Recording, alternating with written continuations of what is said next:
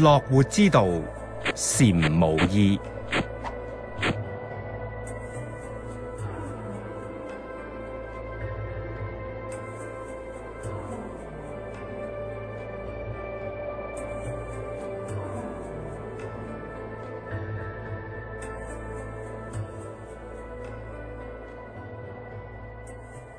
禪無異，由無言正道禪師喺明末始創，就等我哋而家講一個有關佢嘅故事啊！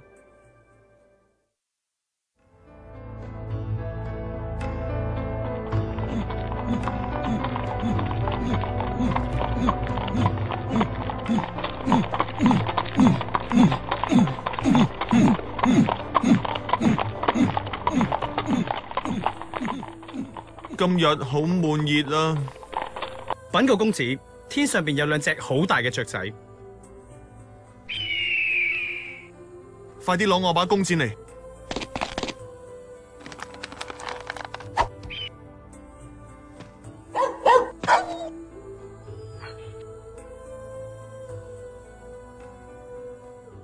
恭喜公子，係一箭雙雕啊！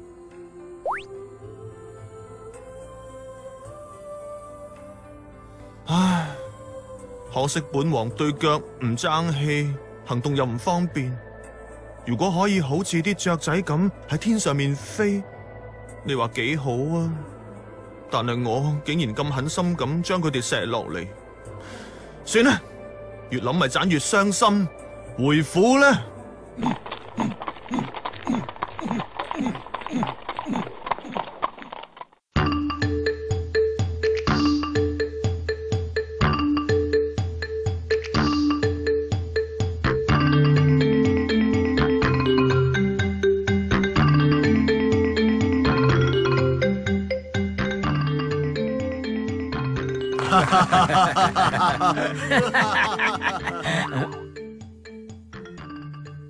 唉，王爺，佢哋係咪唱得唔好聽啊？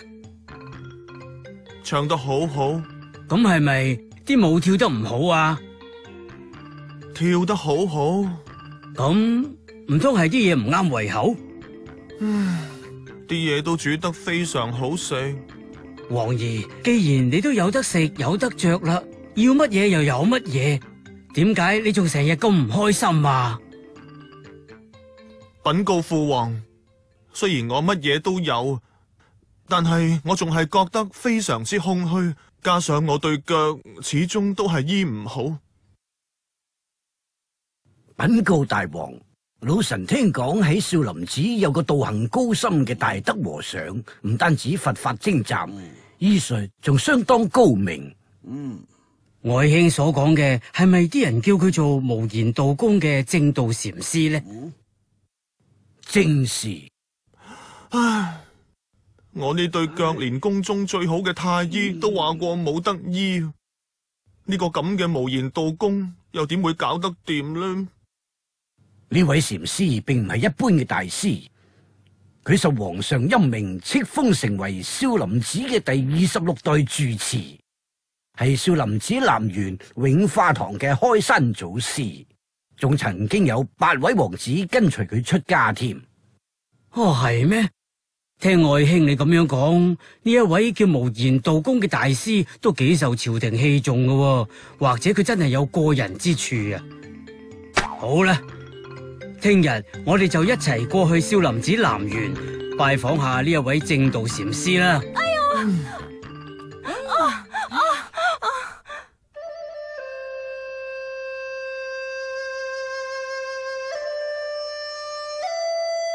到啦！阿彌陀佛，師父已經喺度等咗幾位施主好耐啦。禪師啊，請你幫下我個仔宏志啦。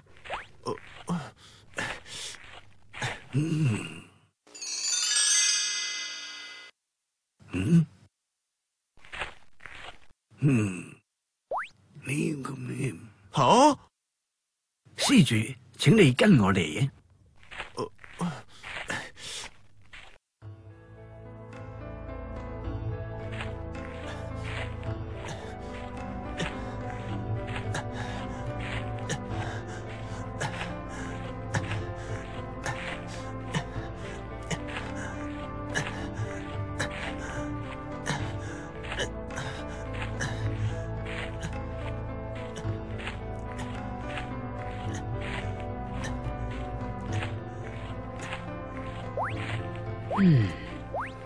究竟做緊乜嘢啊？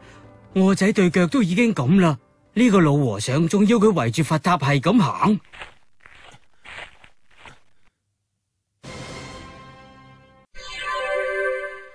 施主，我哋已經圍住佛塔行咗7個圈啦，真係辛苦晒你啊！你而家可以將支拐杖抌咗佢啦。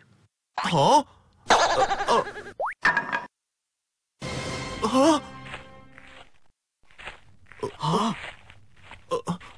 我個仔行得翻啦！我個仔終於可以行得翻啦！求正道禪師你收我做徒弟啊！我願意永遠跟隨禪師喺南園修行。你同我的確有緣，你就留喺度咧。多謝師父。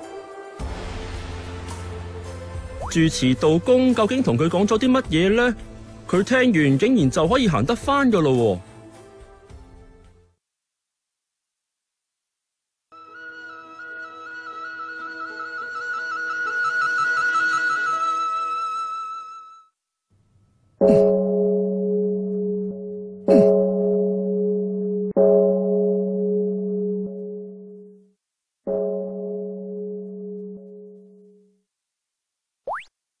呢啲鐘聲唔單止莊嚴，仲能夠激勵人心。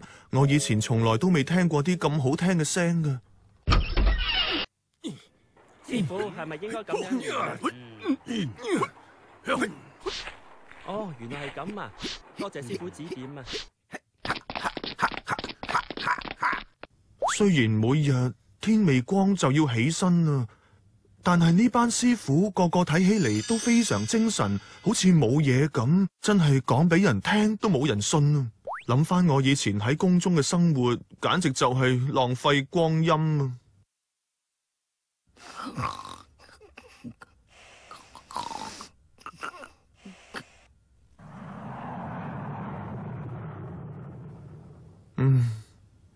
而家係咩時候啊？稟告公子，已經正午啦。一日又過咗一半啦。係咁又點啫？橫掂尋日、今日、聽日，日日都係一樣噶啦。好似呢啲悶到發慌嘅日子，我究竟仲要捱幾耐？越瞓越攰啊！點解會咁樣噶？我終於明啦，人只有順應天時咁生活，日出而作，日入而息，先至會得到健康，同埋生活得開心快樂。咁簡單嘅一個道理，我竟然直到今日先至領悟到。阿彌陀佛。其實一日之計在於晨，亦係鍛煉內養功嘅最好時機啊！師兄，請跟我嚟啊！好啊，麻煩你啦，超如師兄。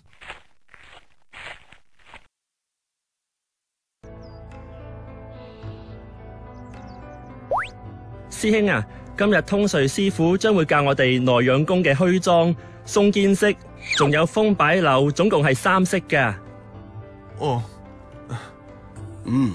咁啦，宏志，你啱啱嚟呢度，一定要專心咁學習啊！只有咁樣先至領會到少林功夫嘅陰陽剛柔。通瑞師傅，我一定會俾心機學習嘅。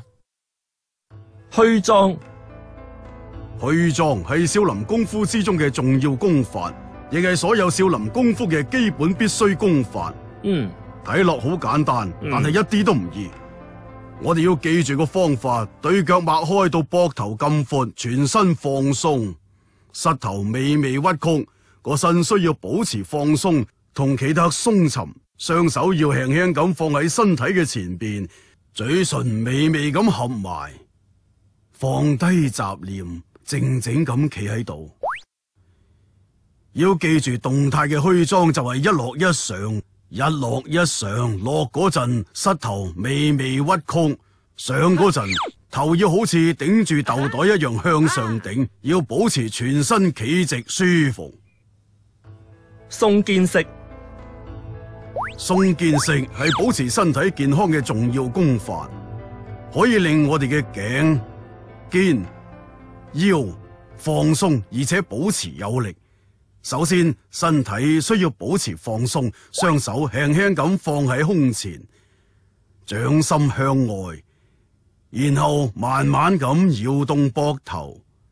一定要記住，唔係搖你對手，而係要搖你嘅膊頭。喺搖緊膊頭嘅同時，條腰亦要輕輕咁慢慢咁搖。跟住再喺同一嘅時間，要配合頸部活動，頭要輕輕咁垂低，再慢慢向上咁臥高，去到一個舒服嘅位置就可以啦。跟住再垂低，就係咁樣配合肩、腰同頸嘅活動。一開始先慢慢同輕輕咁去做，動作唔好太大。等到熟咗啦，身體柔軟度提升咗，動作就可以加大一啲。風擺柳，風擺柳係少林功夫嘅重要功法，對全身嘅筋骨，包括膊頭、背、手踭、膝頭，都可以有預防同埋強化嘅作用，幫助血氣循環，令腸道暢順。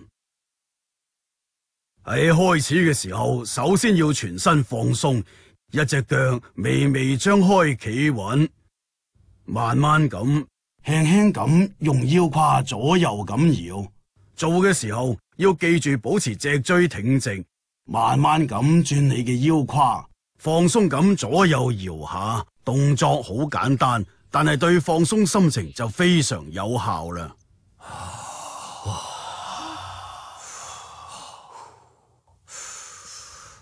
師兄，你領唔領略到個中嘅奧妙啊？做完呢3式內養功之後呢，我覺得全身都好舒服，精神爽利，簡直好似重生咁啊！咁就好啦。一陣鍛煉完之後，食埋早飯就係日常嘅院務時間，好似種田啦、打掃啦，而煮飯同埋睇症亦都係每日都要做嘅嘢，特別係耕田勞動，更加係龍禪合一。吓！我已經好心急啦，請通瑞師傅指點。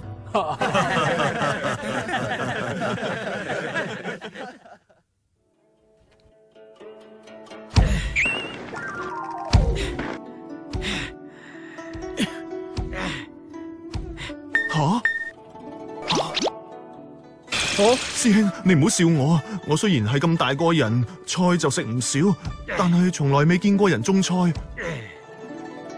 呢位師傅個樣睇起嚟咁慈祥，精神又咁好，究竟係咪因為落得田多，所以會咁啊？師兄你果然有慧根啊！呢位係正念師傅，即係正道方丈嘅師兄，今年80幾歲噶啦。80幾歲？但係呢位師傅睇起嚟仲係好後生，仲好有活力喎。呢啲就應該係師傅每日都鍛煉鋤地功嘅功效啦。鋤地功？冇錯係啊！少林功夫係嚟自僧人嘅日常耕作同勞動，耕種嗰陣時都喺度練緊功嘅。正念師傅啊，你可唔可以教我鋤地功啊 ？OK。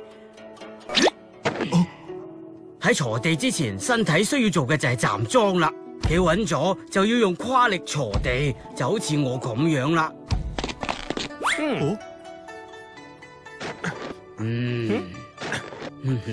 用啱咗方法，身體就唔會咁易勞損，鋤幾耐亦都唔會咁易喘氣。用呢種用心嘅方法去耕種嘅同時，亦都喺度鍛煉緊身體嘅。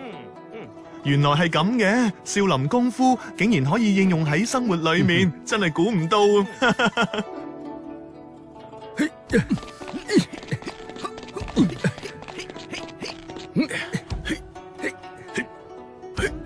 呢班師傅每日咁辛苦喺度耕種，唔單止冇任何嘅怨言，反而仲好開心，有講有笑，佢哋完全冇私心，仲肯互相幫忙。諗翻以前喺宮裏面，我同啲酒肉朋友夜夜笙歌。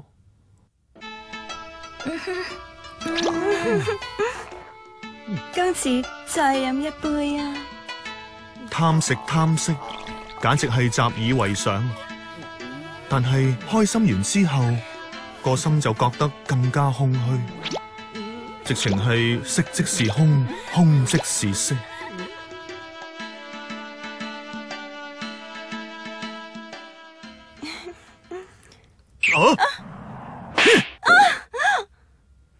搞咩啊？你係咪想死啊？我自私自利，從來都唔會諗其他人，以為天下只係為我一個人而存在。自大嘅我變得好驕傲，目中無人。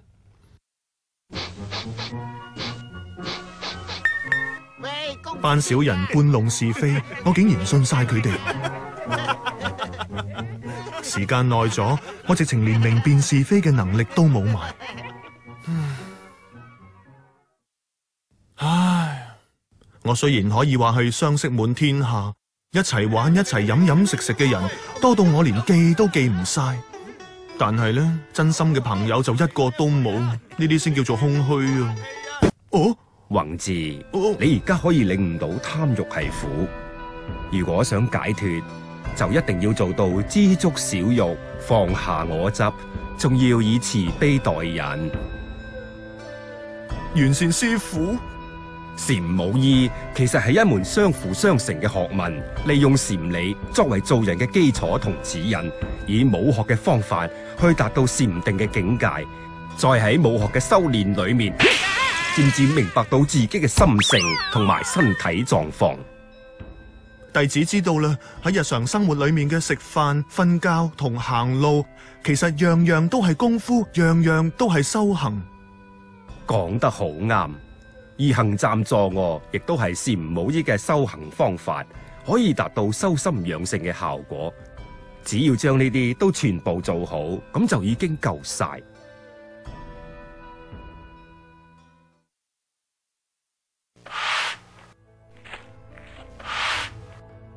行中師傅啊，你掃地嘅方法好似同其他人好唔同喎。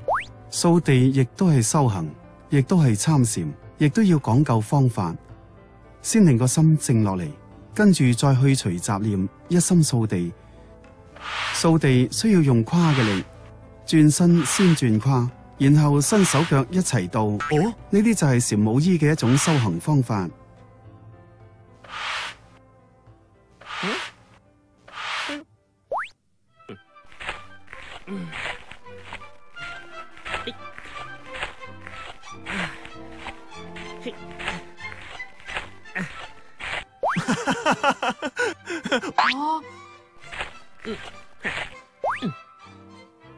超如師兄佢搞到啲樹葉跌到成地都係，行中師傅呢就喺佢後面慢慢幫佢執翻，而且仲一啲都唔嬲，真係太奇怪啦！行中師傅啊，係超如師兄佢掃地掃成咁樣，累你要幫佢執翻啲樹葉，點解你會唔嬲嘅？心懷慈悲，唔去執着啱與唔啱，學識包容一切，善待一切，咁就自然唔會嬲啦。原來係咁，諗翻以前喺宮裏面，當啲下人每次做錯嘢，我都會好唔俾面咁大聲鬧，最後令到下人同我自己都好唔開心，關係仲搞到非常差。人唔係聖賢，邊個會冇錯啊？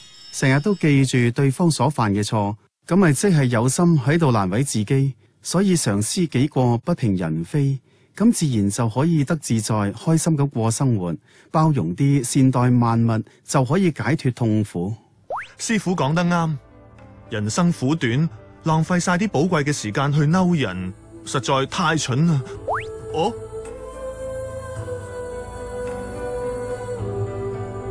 吓？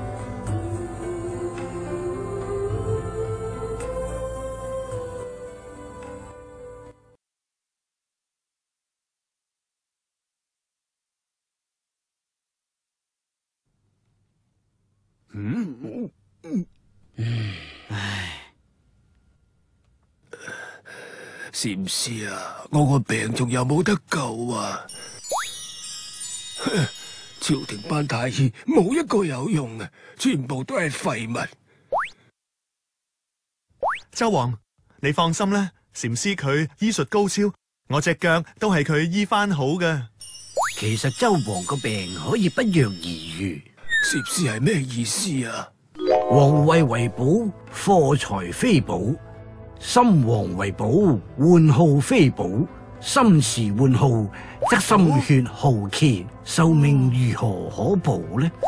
禪師嘅意思係咪想話我個病係因為迷戀名利而起？追求名利同疾病有關係嘅咩？請禪師指點。必也悉心養神，必也專心念佛。佛壽無量，心壽無量。佛即是心，心即是佛，久久純熟，自然長壽。心清則欲寡，欲寡則精足，精足則身安，身安則智足廣顯，福祿無窮啊！紂王只需要將呢啲身心修行嘅方法好好咁照做，你個病就可以不藥而愈啦。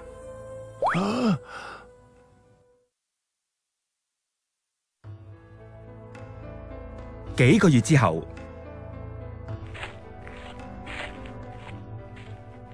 師傅，周王有信嚟啊！係啊，咁周王嘅病情有冇好轉啊？周王喺信裏面係咁樣講嘅。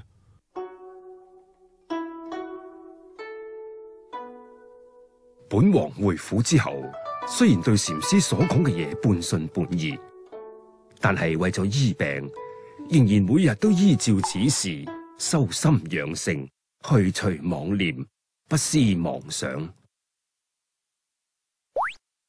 果然幾個月之後，心境慢慢起咗變化，漸漸變得平靜，唔再為啲無謂嘅俗事而煩惱，達到清心寡欲嘅地步。就好似禪師所講，我嘅病已經不藥而愈啦。其實心亂係因，而病苦係果。醫治身體嘅疾病，當然由心病開始醫啦。師傅，你真係好有智慧啊！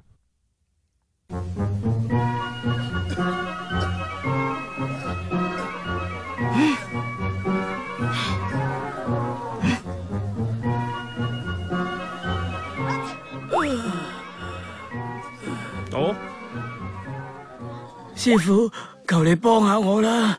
我上有父母，下有子女，為咗賺錢養家，成日都好辛苦，身心仲好攰，夜晚仲瞓得唔好，日頭又冇晒精神，都唔知應該點好。你瞓得唔好係因為心情緊張所導致嘅，解決嘅方法就係要學習培養平靜嘅心境，學識放鬆身體，舒緩壓力。你可以試下練習自然丹田呼吸法。請師傅教我啊！施主，咁請跟我做啦。呢種自然丹田呼吸法可以坐喺度做，亦都可以企喺度做。如果坐喺度做，可以揾一張高度適中嘅凳，好舒服咁坐低，兩隻腳平踏喺地面。如果企喺度做，雙腳要分開到膊頭咁寬，全身放鬆，手輕輕咁放喺丹田，亦即係肚臍下邊，嘴唇微微合埋。對眼可以擘開，亦都可以合埋，要自然同慢慢咁呼吸。吸氣嗰陣要用心望丹田，呼氣嗰陣要注意鼻尖。呢種係培養元氣嘅好功法。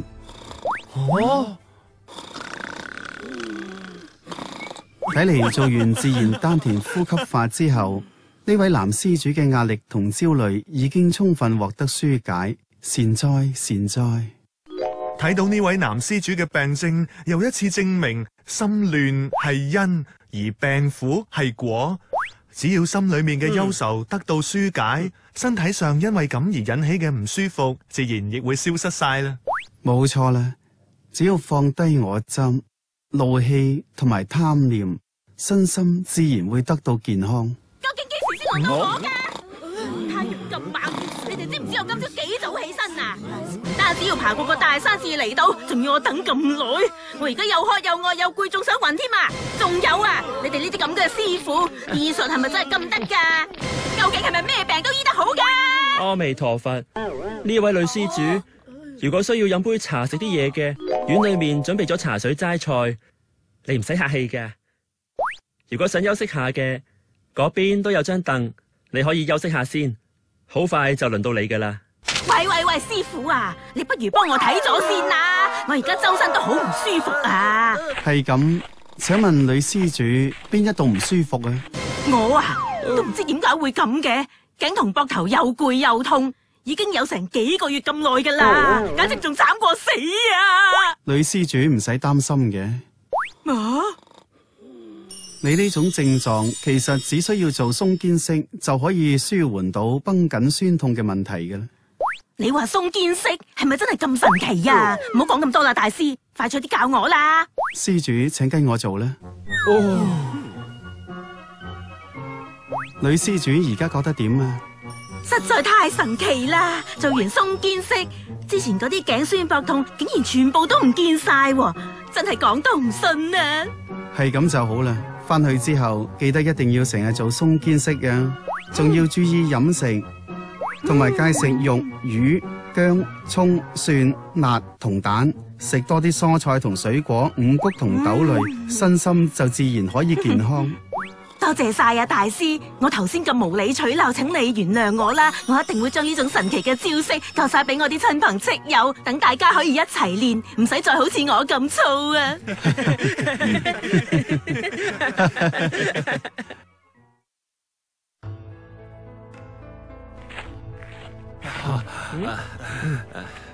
多謝師傅，咁我哋告辭啦。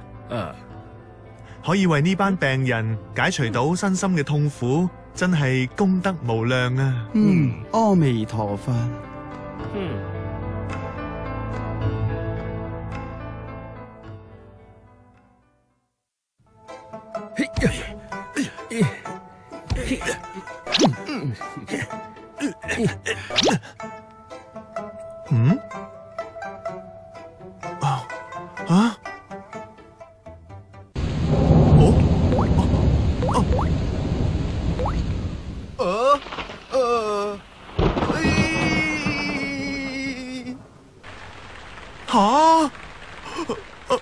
快啲啦，嚟啦，快啲入去睇下。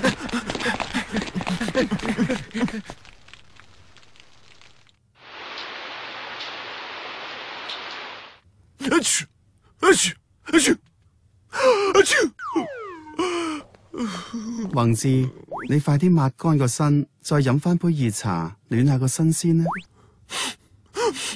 多謝啊，師傅。各位師兄同我一樣都俾雨淋濕身，但係淨係得我一個，又打乞嗤，又要飲熱茶，我真係太冇用啦。宏志，你不停咁打乞嗤，我諗一定係好辛苦㗎啦。多謝師傅關心，我只係有啲鼻塞，冇咩事嘅。咁講就錯啦。少林嘅醫學亦都稱為禪醫。喺呢種醫學嘅理念裏面，鼻竅係好重要嘅，因為外界嘅空氣都係順住個鼻進入到我哋嘅身體裏面，好多嘅疾病都係經由個鼻入咗我哋嘅身體先形成，好似傷風同咳啊咁。所以保持鼻腔嘅暢通係維持健康嘅竅門。弟子明白啦。不如由我教你目鼻法，等你可以舒緩個鼻唔舒服嘅症狀。多謝行蹤師傅。首先，用兩隻手指輕輕咁貼近鼻嘅兩邊，不過千祈唔好用力，一隻手指向上，一隻手指向下，輕輕咁上下按摩自己個鼻。你可以合埋對眼，又或者望住兩隻手指，然後放鬆心情。呢種目鼻法真係太神奇啦！頭先我覺得個鼻好塞，做咗之後呢，而家已經通翻晒啦。其實目鼻即係木心，經常做目鼻法，唔單止可以預防感冒，仲可以減低因為鼻敏感而引起嘅不適。你要記住呢一種方法，經常咁做，一定會幫到你嘅。多謝行蹤師傅，我已經學識通則不病嘅道理啦。哦，啲雨已經停咗，大家翻去繼續今日嘅耕種啦。係。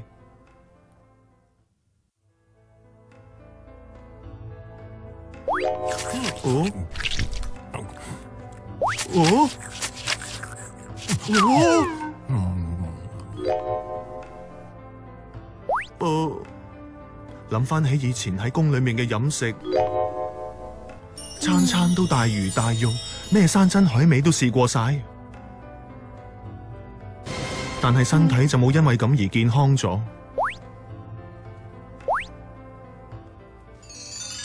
嗰啲。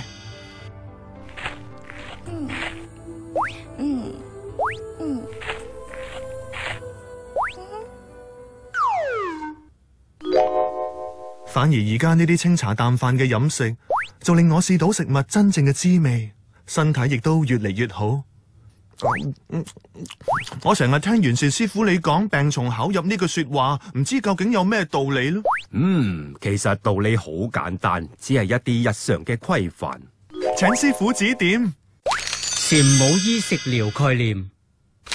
自古有句說話叫做民以食為天，但係唔係所有食物對我哋嘅身體健康都有幫助嘅。有啲食得太多，反而會對身體造成負擔。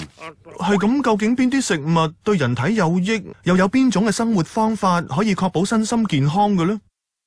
其實禪武醫嘅理念係病從口入，日常飲食都提倡自然素食，戒食腥，好似肉、魚同蛋。份好似韭、蔥、蒜、香菜，辛辣好似薑、芥類、辣椒、胡椒等等。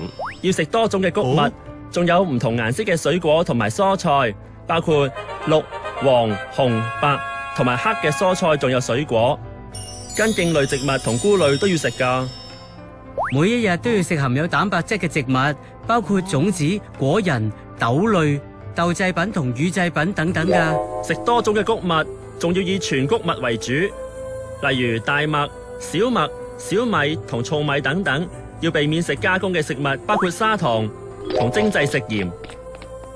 朝頭早呢，就要食粥，唔好飲有糖分嘅飲品，例如汽水，唔好飲太多刺激性嘅飲品，例如茶同埋咖啡。每日最多飲2杯，要飲多啲清水。食嘢嘅時候要保持愉快輕鬆嘅心情，食到再唔覺得肚餓。又唔會過飽，咁就夠噶啦。靈家經裏面有咁講過，一切肉與蔥及豬狗蒜等種種放逸走，修行常遠離。飲食生放逸，放逸生諸覺，從覺生貪欲，是故不應食。修養身心其實係好簡單嘅，一切簡單自然就係最高嘅法則啦。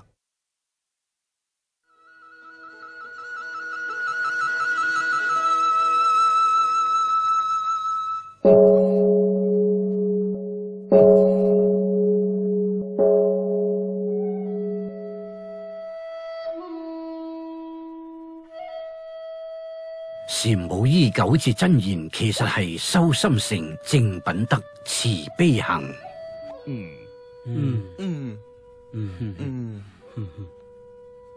少林禪武醫係一種修心養性、強身健體同齊家治國嘅法道，而少林僧人嘅日常生活方式係以武修身、以德修心、以醫弘範。喺做人處事嘅時候，抱住慈悲喜捨同感恩惜福嘅心，仲要包容他人同善待一切。阿彌陀佛。一燈常不眠，萬法總無言。日出而作，日入而息，天色已經黑咧，大家翻去休息咧。黃志師兄啊，有一件事我覺得好好奇噶，你可唔可以話我知啊？客氣啦，請師兄你問啦，只要我知嘅，一定唔會有所保留。係咁樣嘅。我仲記得你第一日嚟到寺院，方丈咪喺你耳邊講咗啲嘢嘅。點解你只係跟住方丈圍住佛塔行咗7個圈，你嘅腳就即刻好翻晒嘅？原來係呢一件事啊！我哋都好想知道方丈同你講咗啲乜嘢啊！師傅佢同我講，心亂係因，而病苦係果；心安係因，而自在係果。我嘅病只要放低貪嗔癡就可以好翻。師傅佢仲話，學禪武醫係安心之道，叫我好好咁學習，一定終身受用。阿彌陀佛。我諗我呢一生最珍貴嘅就係喺南園呢度同咁多位師傅仲有各位師兄學習嘅呢段日子，我永遠都會記住㗎。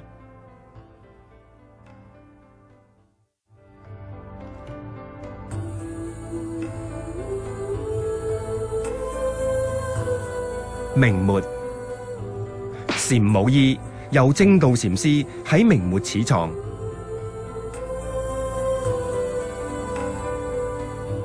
其實禪武醫嘅精髓就係我留俾後人嘅寶藏。期間經歷過輝煌同衰落，到而家已經傳承咗18代。德建禪師，當代21世紀。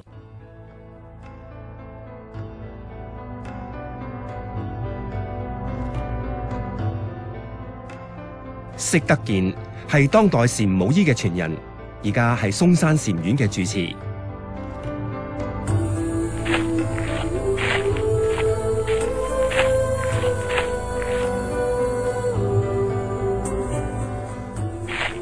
少林寺嘅禪武醫，三者係相輔相成。練武功並唔係為咗打鬥，而係要練德。呢種亦係無相禪，唔可以用言語講清楚嘅。少林功夫首先係練心、練意，心同意練好咗，先至可以駕馭到高深嘅武功。心意把就係禪拳，首先要把握到自己，先可以把握到其他人。功夫練好咗，先至可以熟悉經絡，精通醫理。醫理精通咗，就可以陶冶禪心武德。呢啲就係禪通武達醫理明，三者唔可以偏廢，係統一體。